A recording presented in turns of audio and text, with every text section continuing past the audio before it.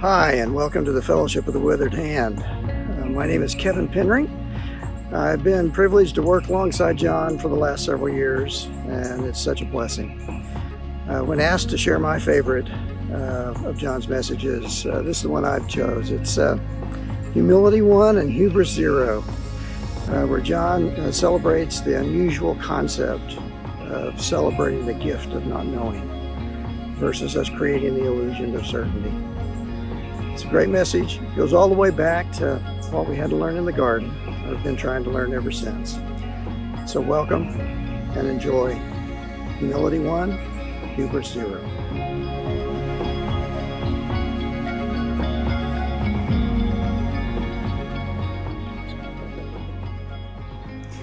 So the word for today is humble. The invitation today is to live easily in the reality of not knowing, in the gift of not knowing, as opposed to the illusion of certainty. Dallas Willard writes in The Renovation of the Heart that modern humanity lives in a rage of moral self-righteousness, and that the farther we get away from the person and message of Jesus, the more a spirit of superiority, of moral distancing and condemnation marks the way that we think and the way that we act. Friends sent a really interesting article quite recently in the New York Times, and it was about an annual celebration of a festival of hubris. And it was about the NFL draft. Now, you might not be into the National Football League, but this actually relates to all of us. And the writer was noting how very often teams are marked by a sense of hubris, that they're able to predict the future, and that they and they alone really know with any given person how they're going to perform in the future. And so there will be teams. He noted one in 2018, I won't say who they are, but it was the New York Jets, where they traded away 4 draft picks to just move up 3 little slots in the first round to get the quarterback that they knew would be great. And guess what happened? He turned out not to be great. And then on the other hand, the most successful football player of all time, Tom Brady, was picked 199th when he was drafted. In other words, 198 times people said, nope, not him, not him, not him. It turns out that teams who are willing to be humble, who are willing to say, well, we'll give up these higher level draft choices to get more choices later on, because we really don't know who's going to be great and who's not. There's just too much uncertainty. The teams who are willing to humble themselves end up doing quite a lot greater. And the teams that live out of a sense of hubris, arrogance, I know, don't do well. It turns out, the writer of this article says, the world is messier and harder to understand than we in our hubris, in our pride, in our arrogance are willing to admit. And we see this all over the place. We see it in the stock market. When stocks rise or fall, there will be analysts who immediately and very confidently say, here's why it happened. There was a report about joblessness or something that came out from the Fed or trade conditions on the other side of the world. If you're so smart and you know exactly why the market does what it does, why didn't you figure it out ahead of time and make $1 gazillion? Or we look at what's going on in COVID, when people get all fired up about they know exactly what the right thing is to do. And it turns out that it was just a lot messier, harder to control. And there's a good reason for that, which is that we are not God. I am not God.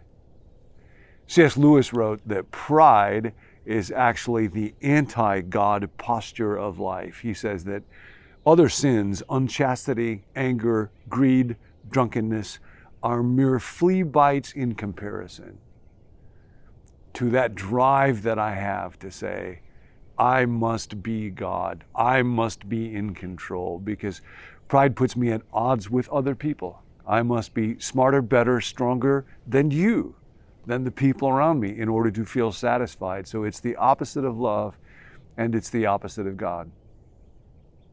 So we're invited not into a life of hubris. I know, I can figure it out, I'm strong enough, but into the way of humility. And this is the way of Jesus. And it was a very countercultural way from the beginning. There's a book by John Dickinson, he's a historian in Australia, called Humilitas. And he takes some time in the book to point out that in the ancient world, humility was not an admired virtue. Aristotle talked about the great-souled man, and because they lived in Greece and Rome and elsewhere in the ancient world in a shame-honor culture, where the job was to accrue honor to yourself, status, prestige, rank, and to avoid shame, lowliness, humility, perceived weakness. The virtue that we think of as humility that's quite popular in our day in the West was not at all regarded highly in that day. It was something to be avoided. And so he asked the question, where did the shift take place? Why is it that today, generally in the West, we look up to humility, whereas our forebearers in the ancient Greco-Roman world looked down on it? Really interesting. Here's what he says. I was involved in a research project at Macquarie's University Department of Ancient History, exploring the origins of humility as a social virtue.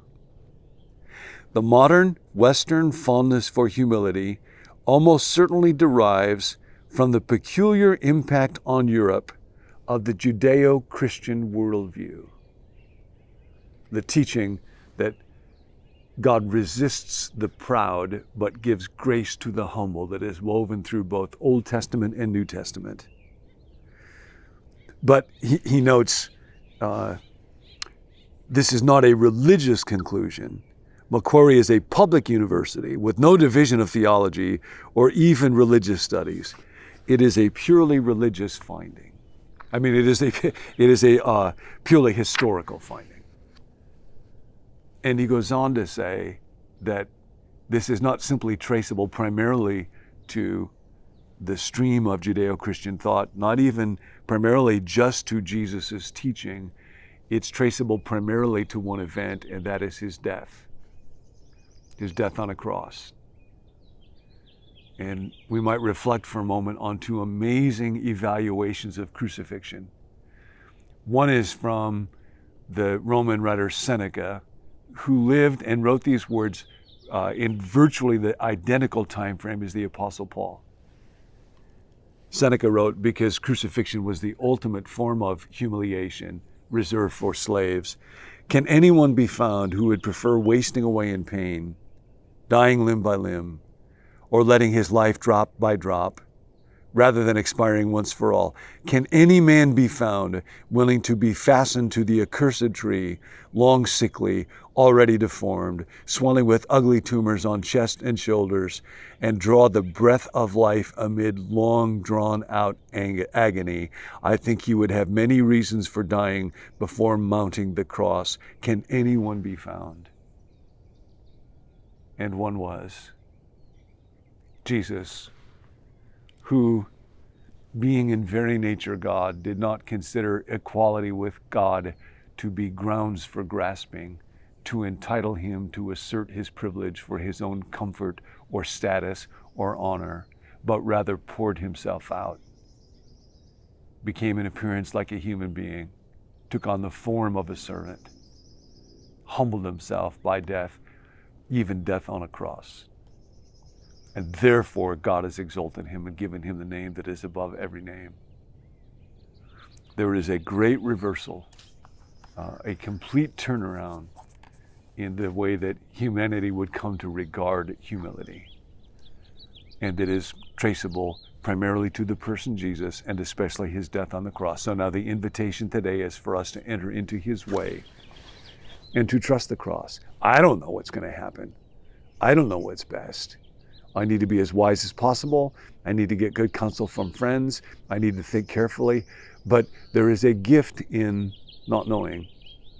Because if I can hold on to poise and trust in God and faith and joy and love as I walk through the day, and trust that God knows what he is doing, I will grow way more than if I had the illusion of certainty. So today, the word is humble. I was at a grocery store recently and getting food, and there was somebody working behind the meat counter, and I realized all of a sudden I did not even look at that person as a person.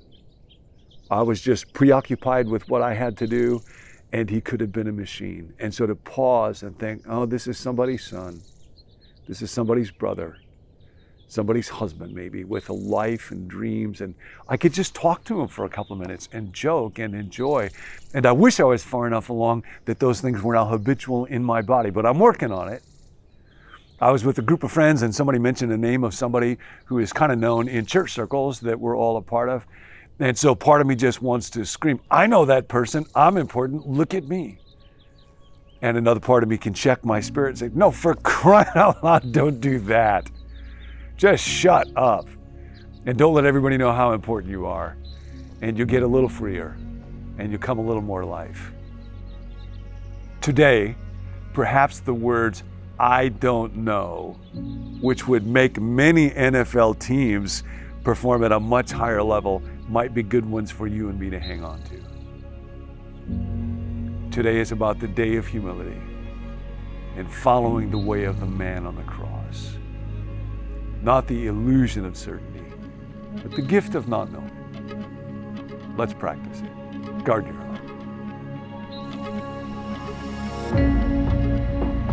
Hey, thanks for joining us here at BecomeNew.me. My name is Tim, and tomorrow is our last day of this series, Favorites. It's been so fun to share this journey with you looking back, and we got things to look ahead to. Tomorrow, we are going to end things with your pick, the community favorite that was voted on in our Facebook group, and people have been texting and emailing, so we're excited to share that moment with you. If you want prayer or you want to talk to somebody, we would love to connect with you. You can text us at 855-888-0444.